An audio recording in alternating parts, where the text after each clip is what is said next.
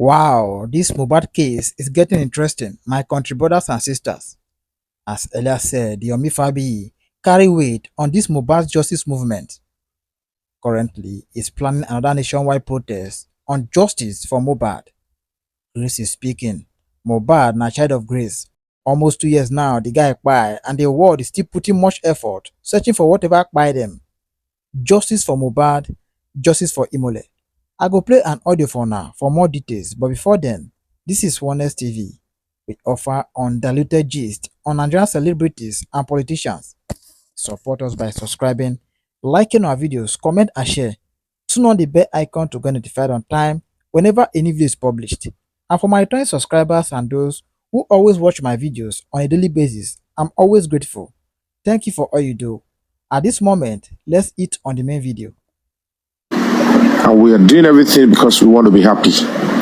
And that is the only reason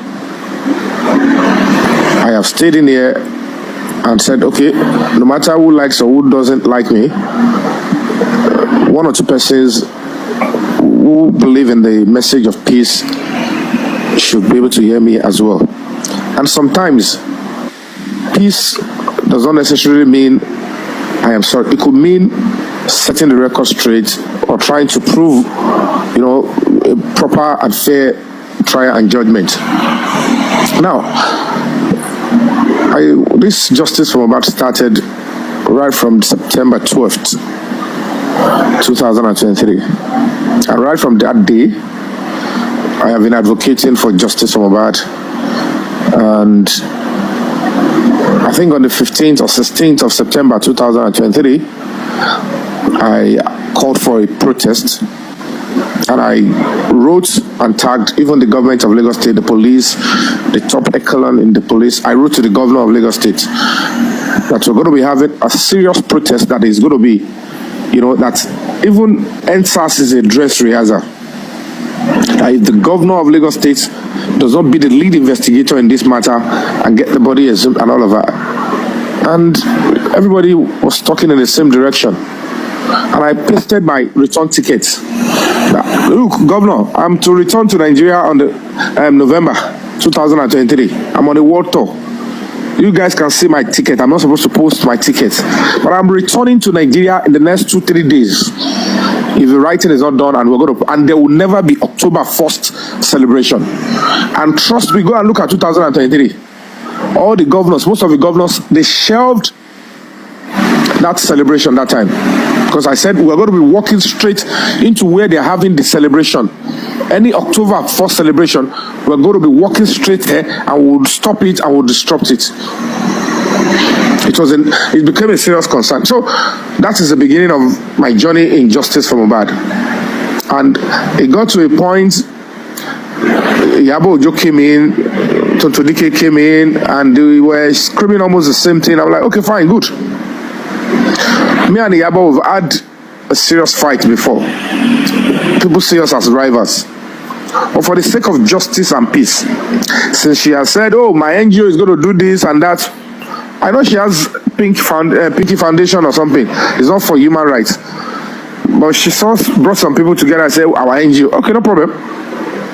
And the commissioner of police called them. I said, you guys should not protest. I said, good. If she's there, then let me just allow her to be. I don't want me coming in, she doing her thing, I do my thing, and then there will be rivalry. And people will not focus on justice. They will be looking at what is Yomi saying. Who is in Yomi's camp? Who is in Yabo's camp? I don't want that for justice movement. Let me stay in the background. And then we had a huge walkout. Everybody came out, different states, everywhere. I came out where I was in the US.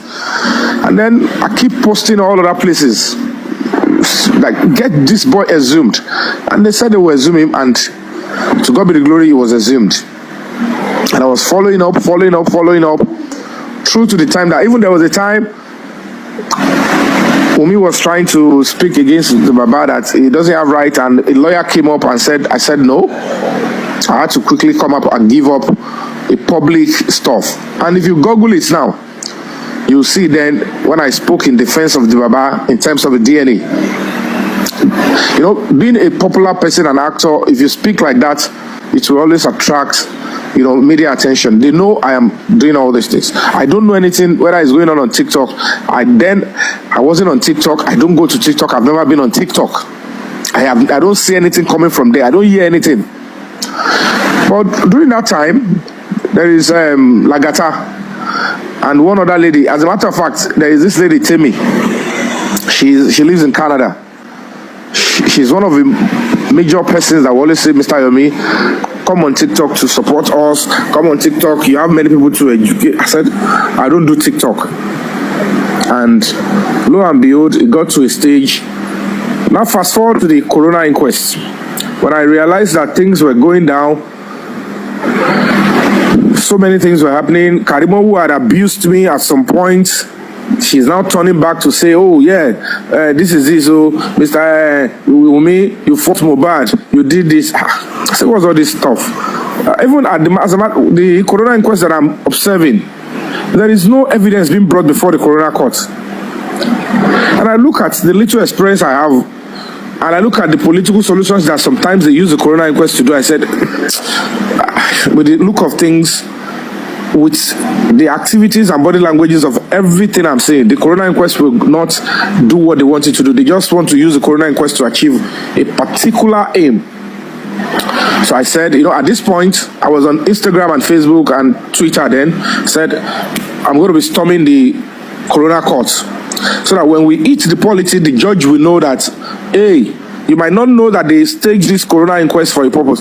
We are not accepted. Do the right thing. And when I moved the motion to protest in front of the Corona court, people now started calling me to say, come on TikTok, come on TikTok, come on TikTok. I said, I don't do TikTok. Then Lagata said, don't worry, I will teach you. Please, you have a panel session there. You'll be able to educate, you'll get people to support whatever you're doing. And, I said, okay, no problem. I will break my rule. I came on TikTok. At that point, things were going well. People were, I will support you. I said, I don't want money. I'm not here because of money. I just want to support the public. As a matter of fact, at that early stage, they said, they will give you gift. I said, I'm not here for gift. Nobody should even give me gifts. Now, fast forward. We all saw what happened. I went into that estate. I need to go in there. I don't know mohbad's estate. Nobody invited me into the estate. Nobody told me how to get into the estate. I used my fame and everything to say, okay, guys, I have to go into this estate. And I look for the street. Let me do my own fact finding. I noticed a CCTV in close proximity to mohbad's house. But then, I'm not a private investigator. What I thought I was doing is to call out the police and tell them that this is what you have not done. These are the gray areas. I didn't know whether there is a team set up. I don't know whether there is an NGO doing anything. I don't know anything. I'm just like, this is the gray area. Look at this particular CCTV. They need to approach this person because this CCTV will capture those that come into mohbad's house and go. And then we can't be looking for direct evidence in homicide case. A good person will know that, circumstantial evidence are even sometimes stronger than direct evidence. If we look at that neighbor CCTV, everybody that will enter into mohbad's house, even if it's a dwarf, that camera will capture. It will show time and the day the person came in. And I approached the neighbor of the house, and the man obliged me. I played the video yesterday. And the man said, I introduced myself, what I wanted to do. And the man said, okay, I'm coming downstairs. And the man opened the door. I stopped there. And I went into the house of the man with one mind, that God save me. And when I got into the house, the man told me, I asked him why I'm here. And the man told me what he actually captured. And the moment he began to notice movement and all of that, I'm saying, wow. And then he said everything. I said, I can even show you some of my icon. I said, showing me is not as important as we lifting it up legally so that it can be used in the Corona court and then probably in the trial court. If you just show me, I'm not a credible witness and it won't really fly. He said, if I'm going to give it to you then you have to come up with a court order. That means the police will have to approach him. And then I said, oh, that would be perfect. I need to run along. Let me quickly go and do that. That was why because I believe that me sitting down to watch a movie, when within 48 hours we can lift it, and then if we lift it and it's lifted properly, even a copy can be given to me to study at my own leisure. But for me to sit in somebody's house and be looking into a whole CCTV from morning till evening is a high risk for me, especially when people knew I was already in that area. And I went about to say, okay, let me say this to the family and the legal team. Nobody gave me audience. I got so tired. I'm like, why are you people not listening to me? I don't know this area. I don't know these people, but I've got incredible information. Lift this up. All these stories they are telling you at the coroner inquest is on Monday, Tuesday, is on Monday. I was not there. You will see clearly everybody, and then the record will be set straight. And lo and behold, attack began coming in. Now, fast forward. I have to fast forward because I don't want to bore you guys. Now, when I noticed nothing was being done, I was asked to give the power of attorney of Baba Mohbad this credible information, which eventually I was forced to give to him. I gave it to him, thinking that something tangible will be done. The lawyers are going to go there because they said they don't want to work with the police to go and get the CCTV, the court order. And then at the end of the day, the next thing, Mr. Fabiyi said, Mr. Yomi, this is the person that will be going to the neighbor. Please work with him. I said, okay, I'll be available. And then the person began to speak with me. When he got there, I directed him. He got to the place. He pressed the buzzer. I said, don't go home. You need to, if he's not responding, maybe he's going to work. Stay around and come in the morning. And sir, I have another person in Mohbad's estate who has given me idea of a central CCTV. That, okay, the person that installed Mohbad's CCTV installed our own CCTV and few others. But the person what will always help you to get access into Mohbad's CCTV in a backup storage. I said, oh, perfect. I said, now, this is a lady's number. Contact her. She might also be of help. She had tried to help before. She was threatened and she backed off. Please, this is her number. And then the next thing, that man that Mr. Fabiyi was sent got the number from me and used that number to act into a database that I don't know of, and then extracted the lady's personal information and start threatening her and myself with it. And I'm like, what? So you are not a lawyer? You are not looking for CCTV? And then I had to quickly inform the police, and then they began the investigation. And fast forward again, I wrote a petition to the AIG. We got court order to go into Mohbad's house. We got court order to lift the CCTV in the man's house. And then we set time to come and lift it up. We lifted the CCTV. But before then, they have already exposed the man. They posted his house picture. The lady bookie posted the picture. In between all of this Mr. Larry kept castigating me, ridiculing me, saying all sort of things. Having explained all this, and I'm like, if this person is an NGO on human rights, tearing down another NGO is out of place. It's even a taboo. You can't be doing this, but I never responded to him. When it now got to a stage that the 3 seconds video now surfaced, I wrote a petition to Panti. I was expecting response. I was communicating with Panti. The next thing, they started calling the petition. It's lost to a love letter. Is this one? Is that one? I said, look at these people. When you write your petition and give an insight, and then you have your evidence will speak more for you. I ignored. Then he started giving me ultimatum that if I don't release the 3 seconds video or for them to see, he will petition me. That's people's trust. As at that time, I am legally and duty bound to release such information to the police, which I have done. And it keep making me look like I have done something wrong, that I will do this, he will do this, he will do that. I said, oh, what's all this nonsense? And they begin to say all sort of nonsense about the old stuff. By the time I said, okay, Adura came out, blah, blah, blah, stuff, I said, I'm going to be doing a press conference with regards to this. just to get reaction and, put the right pressure. Before I could say Jack Robinson, he wrote to Panti and they told him, yes, there is a petition already on ground. This man got to know that there is a petition on ground. He switched again. Oh, we are heard. There's a petition we wrote to Panti. I'm like, if you are writing to support what an NGO, the job of somebody, your tone will be, we are willing to support this person.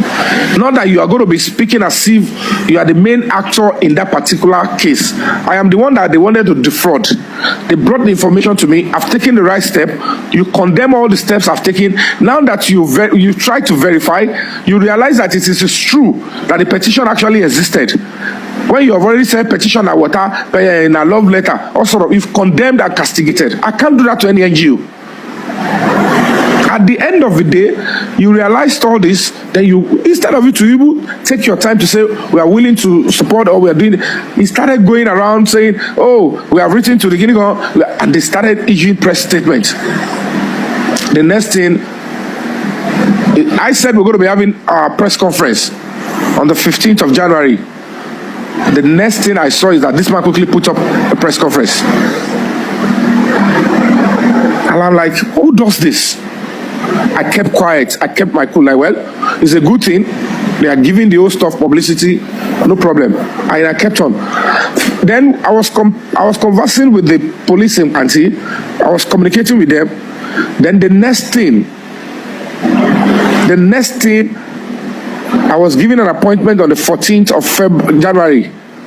My own press conference is on the 15th. I need to do a setup on the 14th in the evening. And they said I should come. Okay, I said, okay, no problem, I'll come to Panti. So when the officer called me, I said, I have a setup on the 14th. Is this something that we can discuss on the phone? He said, no, it's all right. The only thing he wants is, how can they get Damola's address? That's why they want me to come, so that when we discuss on how they will get the address and how to go and arrest him. I said, that's very easy now.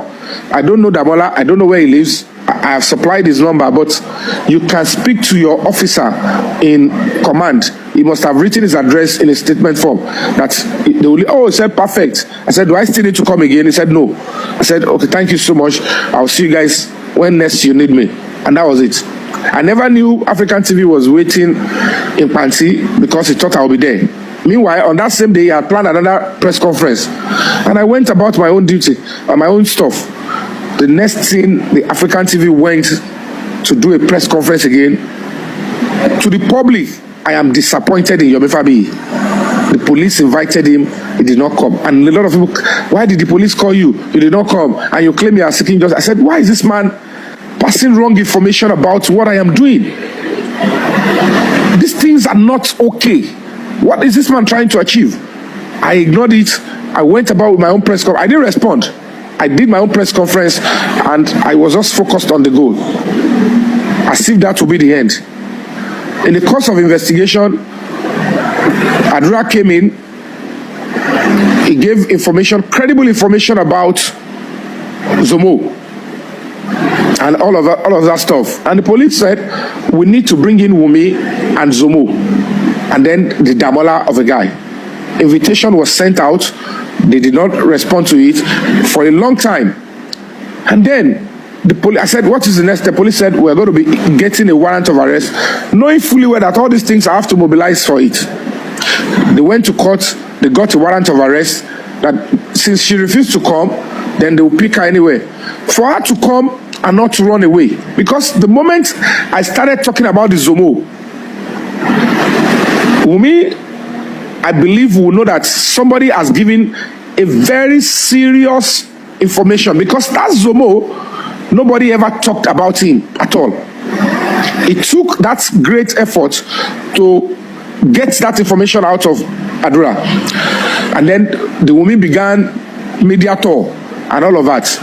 So for her not to escape, or for her to just to smoke her out so that she can respond to the invitation, I had to put up my own caution that nobody should make attempt to run from this border Nobody should make attempt to run from airport. The police, they are aware of whoever has a warrant of arrest, that you must respond to police invitation. Everybody has got their own tactics and way of advocating or putting pressure when you are doing your own stuff. Everything still boils down to the fact that I want the police, I want whoever that has a case to answer to respond. And the next thing, what I saw is this Mr. African TV going to people that doesn't really like me, and then is castigating. How can you say there is a warrant of arrest? Police have arrest card. Is a lie. This guy is just he was using a lot of derogatory languages. And then the next thing this man did, he asked me just to put me and ridicule me again, that I should publish a warrant of arrest that is issued by a judge to police, an official document. How does that correlate? Which NGO, which reasonable person will ask an